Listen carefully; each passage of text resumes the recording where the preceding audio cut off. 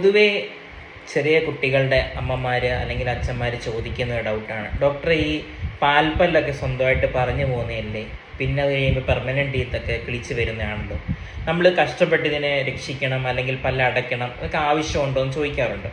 അപ്പോൾ നമ്മൾ മനസ്സിലാക്കേണ്ടത് ഈ പ്രൈമറി ടീത്ത് അല്ലെങ്കിൽ മിൽക്ക് ടീത്ത് എന്ന് പറഞ്ഞ പാൽപ്പല്ല് നമ്മുടെ പെർമനൻറ്റ് പല്ലുകളെ കറക്റ്റായിട്ടുള്ള പൊസിഷനിലേക്ക് കിളിച്ച് വരാൻ സഹായിക്കുന്ന നാച്ചുറലായിട്ടുള്ള ഒരു മെക്കാനിസമാണ്.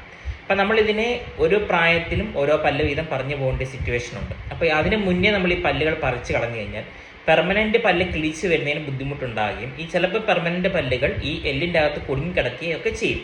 അത് മാത്രമല്ല, കുഞ്ഞിന് ആഹാരം കഴിക്കാനും ബുദ്ധിമുട്ടുകളും ഉണ്ടാകും.